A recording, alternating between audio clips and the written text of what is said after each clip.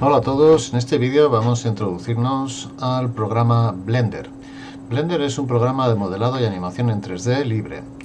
Cuando entréis en la correspondiente carpeta vais a ver un archivo, ¿vale?, que tiene esta ruedecita que va a llamarse Blender en caso de que lo uséis en Linux Macs en los ordenadores del instituto. Si lo instaláis y utilizáis bajo Windows en vuestra casa, simplemente tenéis que buscar el acceso directo correspondiente en programas. Nosotros vamos a darle, por tanto, aquí doble clic a Blender y nos va a salir la versión 2.83, que no es la última, ni mucho menos, pero es la que tenemos en los ordenadores del instituto, y la interfaz es básicamente igual que la última versión disponible de este programa. Como podéis apreciar, aparece aquí una ventanita donde podemos cambiar el idioma. Yo os recomiendo dejarlo en inglés por lo pronto y aprender el programa en inglés, y la mayor parte de los conceptos y de, digamos, los tecnicismos que vamos a emplear, recordarlos en inglés, porque es básicamente el idioma que vais a emplear en cualquiera de los programas afines y estándares de la industria, como Maya, como 3D Studio Max, como 4D Cinema. Todos ellos van a usar conceptos y herramientas muy parecidas en inglés, ¿vale? Se lo vamos a dejar en inglés por lo pronto. Simplemente tenemos que hacer clic fuera de la ventana para introducirnos en lo que es el primer escenario en 3D que vamos a tener delante de nosotros. Como podéis apreciar, de entrada aparece un cubo, que es el objeto que viene por defecto, entre estos dos ejes, uno rojo y otro verde, que se corresponden con el eje X, el rojo, y el eje Y, el verde. El X se correspondería con la dimensión de anchura y el Y, es decir, el verde, se correspondería con la dimensión de profundidad. Evidentemente tendríamos también el eje azul correspondiente al Z, que podemos ver aquí arriba. Fijaos que de hecho aparecen también representadas las tres dimensiones: X anchura, X y Y en verde profundidad, y Z finalmente se correspondería con la dimensión de altura. Aparte del cubo y de todo este espacio que veis que está a su alrededor cuadriculado, que se corresponde, digamos, con el suelo, si bien es un suelo vacío, ¿vale? Es un plano conceptual en el que ahora mismo no hay absolutamente nada. Y veis que también tenemos esta especie de pirámide que va a ser la cámara, ¿vale? Es más, para nosotros poder ponernos detrás de la cámara, lo que vamos a hacer es que vamos a darle en el teclado numérico, el que está a la derecha del resto de los números, ¿vale? Vamos a darle a la tecla 0, pero insisto, del teclado numérico, no de los números que están encima de las letras, sino a la derecha del todo. Y si le damos al teclado numérico 0, vais a ver que efectivamente nos vamos a lo que aparece detrás de esa cámara. ¿Veis? Si le dais al teclado numérico número 1, ¿vale?, veis que vamos a ponernos en posición frontal. Si le damos al teclado numérico número 3, veis que nos ponemos vista lateral derecha, y si le damos al teclado numérico número 7 nos ponemos desde arriba, ¿vale? Por tanto, desde arriba, frontal, derecha. A partir de este instante lo que vais a ver es que, de hecho, según vaya cambiando lo que voy tecleando, va a aparecer precisamente aquí en pantalla abajo a la izquierda. Por tanto, si quiero volver otra vez a ver lo que se ve a través de la cámara, volvemos, como veis, al numpad número 0. Vamos a empezar a parear y a movernos en el escenario. Por eso lo que vamos a hacer es que vamos a presionar la rueda del ratón. No la vamos a rodar, simplemente la vamos a presionar, y vais a ver que vamos a empezar a lo que se llama orbitar. De esta manera vamos a orbitar. Si le damos a la rueda del ratón, vais a ver que nos acercamos y nos alejamos, ¿vale? Si le damos a la rueda del ratón, la dejamos apretada y le damos al botón Shift, ¿vale?, vamos a hacer lo que se llama panear, es decir, nos estamos moviendo lateralmente y somos nosotros los que se mueven, ¿eh? O sea, no se está moviendo el objeto como tal. Veis que de hecho nos vamos incluso a poder alejar con la rueda, orbitamos, ¿vale? Y vemos por un lado lo que es la cámara y vemos lo que es el objeto. Veis que la cámara está enfocando al objeto. Por defecto la cámara tiene ese ángulo, que veis que es un picado, ¿vale? que está enfocando a la cámara. De hecho, de nuevo, teclado numpad número 0, veis que vamos a donde está la cámara y luego otra vez, según le damos a la rueda del ratón, Shift para panear, nos vamos moviendo, ¿vale?, por el escenario, como si fuéramos un agente independiente de donde está la cámara, ¿verdad? O sea, tenemos que imaginarnos, suponemos continuamente que estamos en un estudio, ¿vale?, y que nosotros ahora mismo estamos moviéndonos alrededor del objeto que vamos a querer grabar, fotografiar, y que nuestra cámara ahora mismo la tenemos ahí puesta como si estuviera encima de un trípode inclinada hacia abajo. Así pues, cada vez que yo quiero mirar a ver lo que se ve a través de la cámara, en numpad 0, y veo efectivamente cómo lo tengo encuadrado y dónde está situado el objeto que quiero, en este caso, renderizar, fotografiar, etcétera. ¿Que quiero alejarme de la cámara para tener una imagen de conjunto del escenario? Para ver, por ejemplo, dónde están las luces, que en este caso, fijaos que tenemos este objeto, que es este circulito, ¿vale?, que es lo que me va a definir lo que va a iluminar al objeto. En este caso estamos hablando del cubo. Con muy buen criterio diréis, hombre, pues no parece que ahora mismo la luz esta en cuestión esté iluminando de ninguna manera el cubo. Y lo cierto es que en esta previsualización, ¿vale?, no vamos a apreciar el efecto de la luz directamente sobre el objeto. Para poder hacerlo, para poder ver el efecto de la luz sobre el objeto y tener, digamos, un acercamiento algo más, diríamos, fotorrealista, ¿vale?, tendríamos que cambiar la manera en que estamos previsualizando todo el escenario.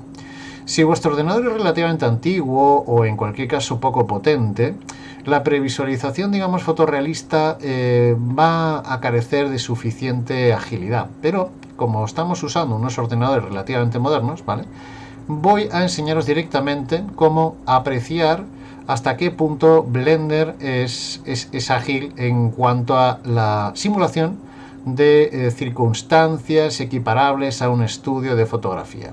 Para eso, lo que vamos a hacer es que nos vamos aquí a la derecha, arriba, fijaos, ¿vale?, tenemos estas esferitas. Estas esferitas nos van a permitir, por ejemplo, ver el objeto en alambre, ¿vale? Va a ser muy cómodo y muy útil ver los objetos en alambre.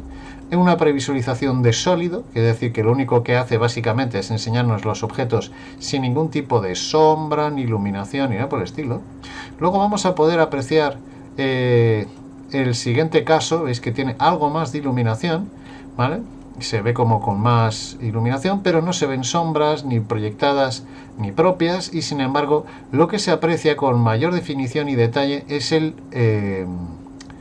diríamos, el material del que está hecho. En este sentido, en cuanto nosotros empecemos a trabajar con materiales y no queramos, de hecho, y que la luz y la sombra interceda en nuestra percepción de las texturas de los materiales, usaremos precisamente este tipo de previsualización.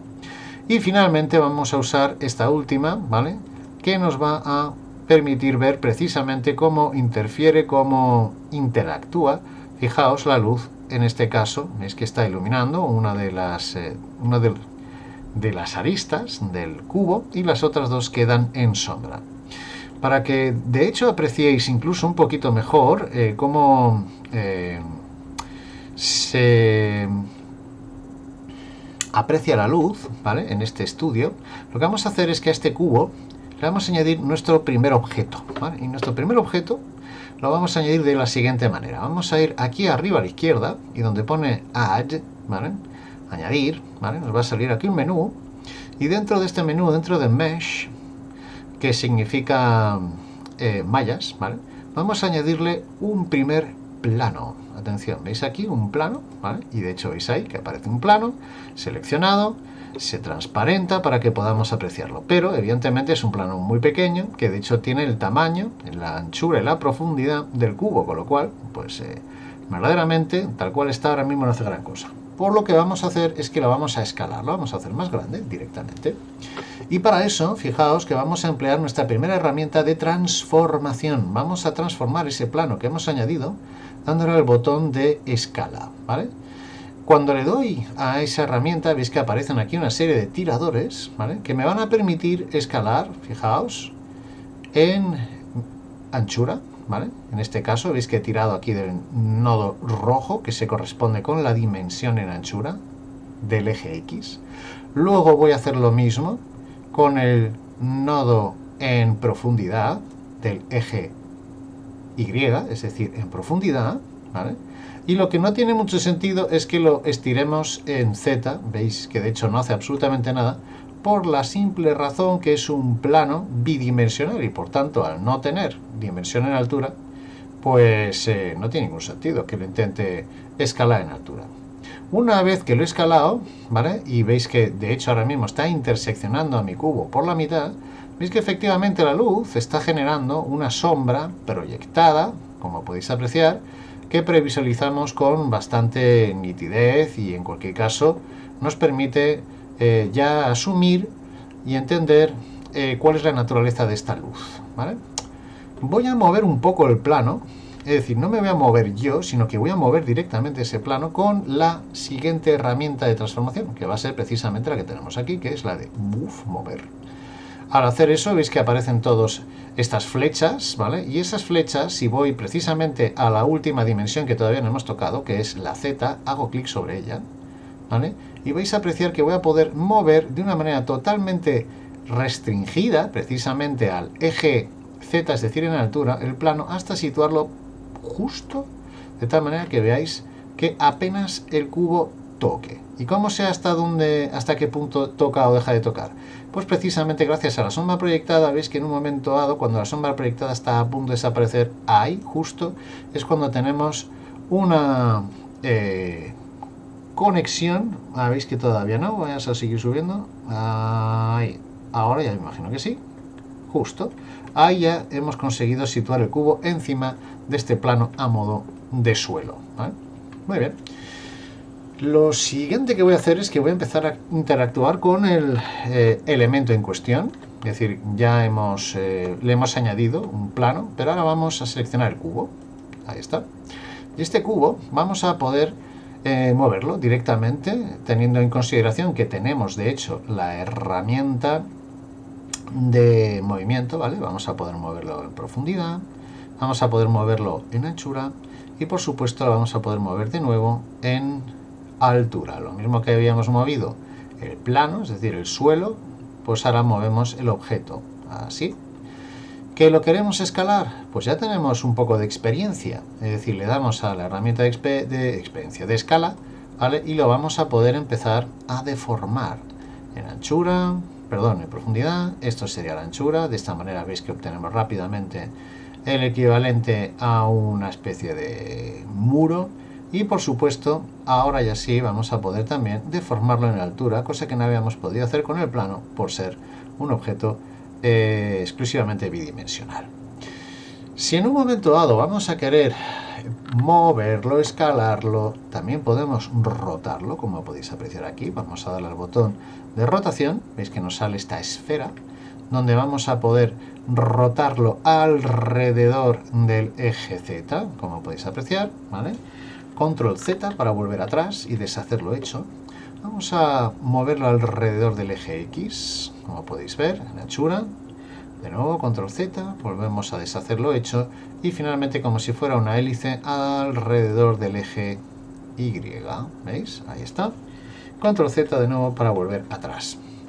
Bien, pues tanto la herramienta de movimiento como la herramienta de rotación y la herramienta de escala, las tres las podemos tener todas conjuntadas en una especie de super pivote de transformación, que es este, que pone Transform, y nos va a permitir hacerlo todo prácticamente al mismo tiempo. Tiene la ventaja, efectivamente, de que está todo a mano, pero la desventaja es evidente. Si no tenemos cuidado, nos va a pasar más a menudo que otra cosa, que se nos van a interferir unos tiradores con otros si no tenemos especial, lo dicho, cuidado. Voy a intentar situar esta especie de prisma de nuevo encima del suelo, me pongo así un poquito por debajo, Shift, a ver hasta qué punto. Veis que cuando estamos por debajo del suelo, literalmente dejamos de ver el objeto porque estamos debajo del suelo, evidentemente, y tenemos que ponernos por encima precisamente de esta línea de horizonte, es decir, tenemos que situarnos por encima para poder ver el objeto. Recordad que ahora mismo somos nosotros los que nos estamos moviendo aquí por el escenario, como si estuviéramos caminando, y la cámara sigue en su sitio, la cámara no se ha movido en ningún momento, igual que tampoco se ha movido la luz sigue allí, es una luz de punto, que significa que literalmente lo que tenemos es una bombilla, y esa bombilla está generando un cono, bueno, un cono no, una esfera de luz, cada una de los rayos de luz salen radialmente desde ese centro, ¿vale? Y esta es la sombra que efectivamente obtendríamos si tuviésemos una bombilla aquí situada, por ejemplo, en una especie de lámpara elevada, y vamos a poder, de hecho, cambiar la naturaleza de dicha luz. Para cambiar la naturaleza de la luz, ¿vale? Voy a situarme primero aquí en Select Box, es decir, la herramienta de selección, ¿vale? Para no transformar por accidente, ¿vale? Transformar me refiero a moverla, escalarla, rotarla, ni nada por el estilo. Simplemente lo que quiero es poder seleccionar los elementos que tengo ahora mismo en mi estudio, en mi escena, ¿vale? Y por primera vez lo que voy a hacer es que voy a transformar la naturaleza de dicho objeto, en este caso la luz, ¿vale? Veis, por cierto, aquí arriba a la derecha, que según voy seleccionando cada uno de los elementos, aquí a su vez se aprecia y se ve cuál de los objetos tengo seleccionados que están correspondientemente nombrados. Light, Cube, que aunque ahora mismo es una especie de caja, un prisma, ¿vale? Tiene su nombre original, que se llama cubo, y el plano, ¿vale? Que pues se llama plano. ¿Que queremos cambiarle el nombre? Pues adivinad, lo único que tenemos que hacer es situarnos, ¿vale? Y simplemente darle un doble clic y puedo cambiar plane por suelo, ¿vale? Por ejemplo, y cube lo puedo cambiar, por ejemplo, por caja. Light, en este caso, pues lo voy a llamar, por ejemplo, sol. Pero diréis, pero no, espera, no, eso no es un sol, eso es una bombilla, ya. Pero es que lo que voy a hacer es que precisamente lo que voy a hacer es que voy a cambiar la naturaleza de esta luz y lo voy a convertir precisamente en un sol. Y de tal manera que en vez de rayos radiales que salgan de aquí, ¿vale? Voy a convertir esta luz en una luz de rayos paralelos, tal y como de hecho provienen del sol. Nos vamos a ir a la bombilla, aquí abajo, fijaos, y esta va a ser la primera vez que entramos en este menú, que es extremadamente complejo, ¿vale? Y vamos a ir por, digamos, lo más sencillo y más obvio. Si tengo seleccionada esta bombilla, ¿vale? Me voy aquí a la herramienta de bombilla y podéis ver que directamente este objeto me da varias alternativas y parámetros para ir cambiando la naturaleza de esta luz. Voy a ir, por ejemplo, en vez de point, ¿vale? Vamos a ir a sun. Voy a pasar de una bombilla a luz. Y fijaos, ¿qué diferencia hay entre la una y la otra? Evidentemente, primero veis que la luz del sol, como aparece, es cegadora, es extremadamente potente, y es que el caso es que por defecto, en donde pone strength, es decir, la potencia, viene con una potencia totalmente desmesurada, es decir, ahora mismo es como si estuviera aquí a apenas unos cuantos kilómetros del sol. Entonces lo que voy a hacer es que voy a pasar de estos 1000 puntos, que nunca he entendido por qué viene esto por defecto, lo vamos a pasar a algo tan absurdo como 1, ¿vale? Es decir, de 1000 vamos a pasar a 1, ¿vale? Y vais a apreciar que efectivamente aquí, cuando lo convierto en sol, ¿vale? Tenemos una rayita adicional, ¿veis? Esto sería aquí en bombilla, veis que ahora nos viene como potencia un vatio, es decir, sería una bombilla que no llegaría a iluminar prácticamente la estancia en absoluto por carecer de potencia, pero cuando nos vamos con ese 1 seleccionado, nos vamos al sol y sí, veis que tiene una potencia bastante más llamativa y viene con una dirección. Esa dirección, ¿vale? La vamos a poder cambiar, ¿vale? Esa dirección, ¿vale? Veis que se puede interactuar con ella, ¿vale? Cogiendo precisamente este nodo amarillo. Y para poder interactuar de una manera más precisa, yo recomiendo volver otra vez a las vistas ortogonales de turno, es decir, ponernos, por ejemplo, en vista numpad 7, ¿vale? Es decir, nos ponemos en planta, y una vez en planta, ¿vale? Vamos a poder, por ejemplo, cambiar la dirección, ¿vale? La dirección del sol, ¿vale? Es decir, imaginaos que amanece, ¿vale? Y entonces el sol va cambiando, va moviéndose a lo largo de la tarde, ¿vale? Y se va a poner por el oeste. Esto en cuanto a la dirección cenital. Si nos vamos a numpad 1, ¿vale? Vamos a poder también cambiar la dirección. La dirección, perdón, no. el ángulo del sol según incide, ¿vale? Para eso, para hacerlo de manera más precisa, nos tenemos que poner en AMPAD 7 y la tenemos que poner prácticamente paralela, ¿vale?, al eje X, por lo menos visualmente. Nos ponemos en AMPAD 1, ¿vale?, y de esta manera vamos a poder cambiar el ángulo de incidencia. Por tanto, si estuviéramos en una zona tropical, prácticamente en el Ecuador, a mediodía tendríamos la luz prácticamente perpendicular, ¿vale?, incidiendo de manera perpendicular en el suelo, es decir, que prácticamente no generaría sombras arrojadas.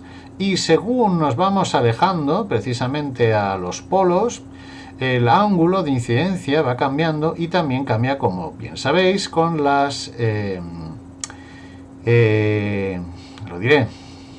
con las diferentes estaciones, con invierno, etcétera, otoño. Según nos vamos adentrando en el invierno, los ángulos de incidencia también van cambiando, ¿verdad?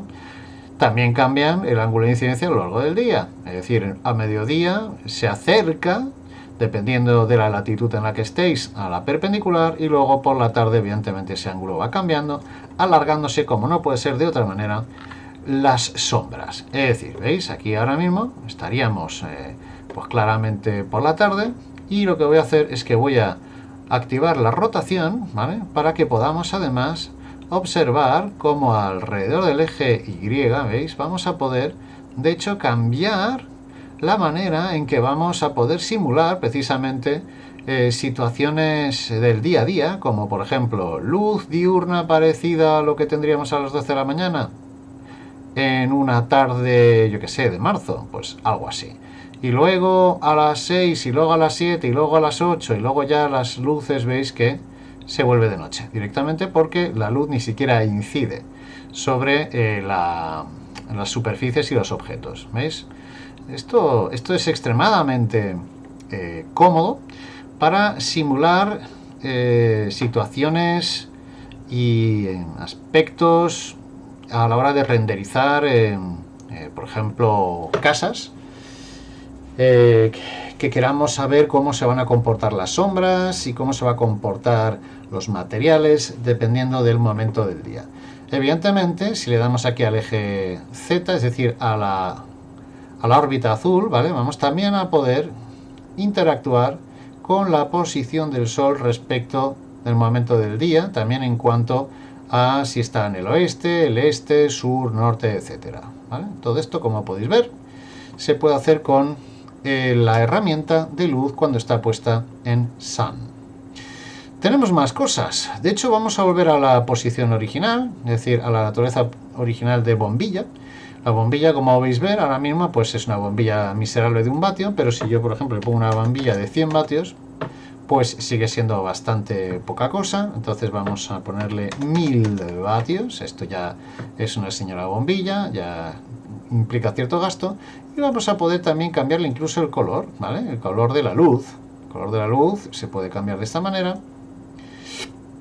Y también vamos a poder cambiarle el radio, que como veis lo que hace es que incide directamente sobre la calidad de la sombra. Es decir, cuanto más radio tiene la luz, más difusa se convierte la luz, y por tanto los bordes de la sombra, ¿vale?, se vuelven cada vez también más difusos, ¿vale? Entonces vamos a ponerlo, no recuerdo cómo estaba, a 0, por ejemplo. Veis que los bordes son bastante nítidos, sería una luz bastante dura. Con el radio, insisto, podemos cambiar eso. Nos quedaría también lo que sería un foco, ¿vale? Un foco, como podéis ver, en cono. Ese foco va a funcionar de una manera parecida a la del Sol, solo que, como podéis ver, no funciona como una fuente de rayos paralelos que lo inunda todo, eso es el Sol, sino que, como podéis ver, tiene un efecto bastante limitado con respecto a lo que sería el cono, ¿vale? Entonces ese cono, como si estuviéramos en una sala de teatro, ¿vale?, vamos a poder moverlo. Vamos a poder también cambiar la potencia, evidentemente. Vamos a poder poner focos, por ejemplo, yo que sé, uno de 50 vatios, pues veis que no va a ningún lado. Vamos a poner uno de 500 vatios, ya la cosa empieza a tener cierta entidad. Si le ponemos 5000 vatios, pues veis que ya estamos quemando incluso aquí el escenario, podemos cambiarle, como no puede ser de otra manera, también el color, igual que también, por cierto, podemos hacer cambiar el color con el sol. Y luego tenemos la última opción, que es el área, ¿vale? El área es una especie de equivalente también a una especie de sol, lo único que es que tenemos una especie de rectángulo, ¿vale? La idea es una especie de rectángulo que está bastante más limitado que el sol, pero que en cualquier caso lo que hace es que produce, como podéis ver, también unos rayos relativamente paralelos, ¿vale? Como podéis ver, sería como si fuéramos con una plancha blanca que reflejara la luz del sol de manera indirecta, ¿vale? Eso nos va a permitir precisamente generar luces de relleno, ¿vale? Ahora mismo veis que tenemos una luz de relleno de 5000 vatios, que es excesiva a todas luces. Vamos a poner, por ejemplo, algo más suave y nos va a permitir precisamente generalmente usarla como luz de relleno en el momento en que lo necesitemos, ¿vale? La especularidad, como viene aquí specula, ¿vale?, nos va a permitir también definir hasta qué punto queremos que la luz, ¿vale?, sea totalmente difusa o que nos genere brillos, dependiendo también, evidentemente, del material sobre el que vamos a incidir con esta luz. Bueno, ya hemos hablado de dos de los elementos de nuestra escena con cierta profundidad, que es los objetos a representar y la luz. Vamos a ir a por el tercero, que es el de la cámara, ¿vale? La cámara ya hemos dicho que está allí, prácticamente no se ha movido en todo este rato, todo este tiempo, nos ha estado esperando para que empecemos a interactuar con ella. Recordad que para ponernos detrás de la cámara es simplemente numpad número 0, ahí estamos. Y ahora va a ser el momento de que empecemos nosotros. Aparte de movernos por el escenario libremente, vamos a poder empezar a mover la cámara de tal manera que además podamos elegir el encuadre y la posición, la situación, el ángulo, etc. ¿Vale? Tenemos varias maneras de hacerlo. La más evidente, como podéis observar, es seleccionar la cámara, tal como la tenemos aquí, por ejemplo, en listado. Sabemos que estamos detrás de la cámara y vamos a poder mover la cámara directamente, igual que hemos podido mover el resto de los objetos. Por ejemplo, en este caso vamos a poder mover la posición, ¿vale?, en términos de, por ejemplo, de dimensión, ¿vale? Entonces vamos a poder, por ejemplo, movernos. No es esto lo que quiero coger la cámara, ¿vale? Y nos vamos a poder mover hacia arriba o hacia abajo, pero para ello nos vamos a tener que, digamos, alejar de la cámara, ahí está, y vamos a poder moverla arriba y abajo, ¿vale? Entonces esto sería el equivalente a movernos fuera de la cámara, ¿vale?, y entonces empezar a moverla. Pero claro, al mover la cámara de esta manera no tenemos claro qué es lo que vemos. Tenemos que moverla y ponernos detrás, ¿vale? Fijaos, es un poco incómodo, ¿verdad? Movemos y nos ponemos detrás de la cámara, y así continuamente. ¿Cómo podemos movernos directamente de una manera más intuitiva con la cámara? Bien, pues esto es un pelín, digamos, más peliagudo. Lo que vamos a hacer, tenemos dos maneras de hacerlo. Una es, fijaos, que de hecho en cuanto he seleccionado cámara, el icono que antes era una bombilla, ahora se ha convertido eso en cámara, ¿vale? Y nos vamos a poder mover aquí en estos parámetros que tenemos, ¿vale? Nos vamos a poder mover en términos de eje X, como podéis ver, ¿vale? Nos vamos a poder mover también en altura. Aquí hay que tener cuidado porque el Y, ¿vale?, se refiere a la altura en vez de al eje Z, que es lo que tendríamos en términos tridimensionales, porque aquí X, Y se refiere simplemente a las dos dimensiones del cuadro, ¿vale? Lo cual resulta un poquito, cuanto menos, antiintuitivo. Y la otra manera, que a lo mejor es más complicado de acceder al menú, pero una vez activado nos va a resultar mucho más cómodo que estar aquí moviendo este tipo de parámetros, es la siguiente. Vamos a llamar, por decirlo de alguna manera, un menú aquí a la derecha arriba con la letra N, ¿vale? Con la letra N de Navarra, ¿vale? Fijaos que aparece este menú, ¿vale? Aquí concretamente veis que aparece Screencast Keys. Vosotros esto no lo tenéis porque es la herramienta que de hecho me está permitiendo enseñaros qué es lo que estoy usando en el ratón y en el teclado, pero nos vamos a ir donde pone View. Este sí lo tenéis. Este sí correspondería con la última pestaña de este menú, que os saldría dando la letra N, o bien aquí buscando, fijaos esta esquinita de aquí arriba, ¿vale? Muy pequeña, que nos va a abrir este menú con la letra N. Cerramos el menú. N es como un interruptor, ¿vale? Bien, pues dentro de View, ¿vale? Vamos a ir a donde pone Lock Camera to View y lo vamos a activar. Y al activarlo y desactivarlo, veis que cambia algo en el recuadro de la cámara, siempre y cuando evidentemente estemos mirando a través de la cámara, es decir, numpad 0, recordad, ahora estamos fuera, ahora estamos detrás de la cámara. Bueno, pues si le doy al Lock Camera to View, veis que inmediatamente sale aquí esta especie de marco de línea discontinua, ¿vale? Y ahora, si yo me muevo, como me he movido antes libremente por el escenario, lo que voy a hacer es que voy a arrastrarme con la cámara. Voy a moverme libremente por el escenario, pero en esta ocasión me llevo la cámara puesta, ¿vale? Es decir, ahora me estoy moviendo, sí, estoy paneando, estoy orbitando, me acerco, me alejo, pero lo estoy haciendo con la cámara continuamente, ¿vale? Cogida delante de mis narices. Por tanto, si yo quiero situar a la cámara en esta posición, ¿vale?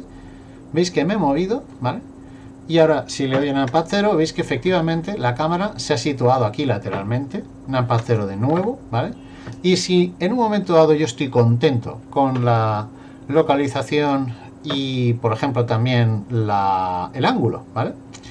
¿Cómo puedo cambiar el ángulo? Pues el ángulo, por ejemplo, me puedo mover un poquito con Shift rueda hacia arriba, veis que cojo un poco de altura, y luego con la rueda sin más, la aprieto, ¿vale?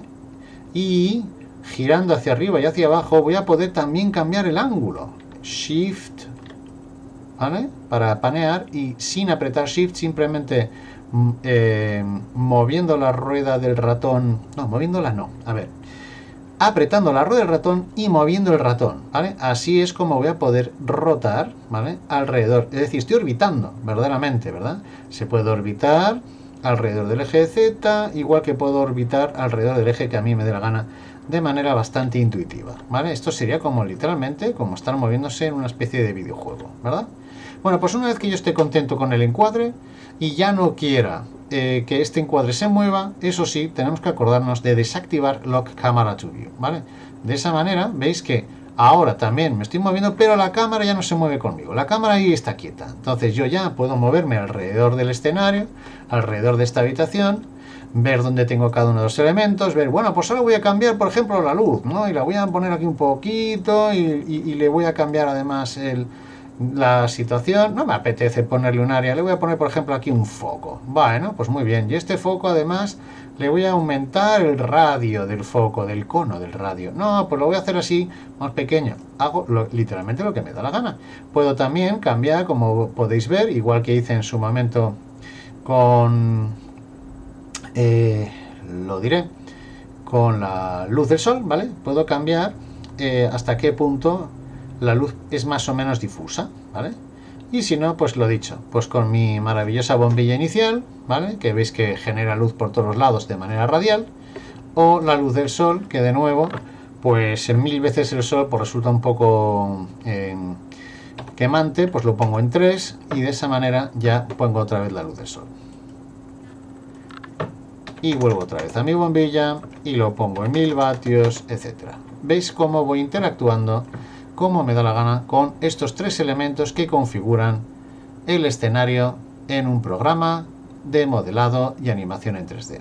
Bien, en el siguiente vídeo ya empezaremos a tratar con un poquito más de profundidad lo que son las herramientas que nos van a permitir modelar más en profundidad, cambiar de ubicación y situación de una manera más precisa los objetos que queremos situar en el escenario, e incluso vamos a hacer nuestra primera animación corta, que va a consistir en simplemente mover un cubo de un sitio a otro y seguir con la cámara dicho movimiento. Muchas gracias por vuestra atención y hasta el siguiente vídeo.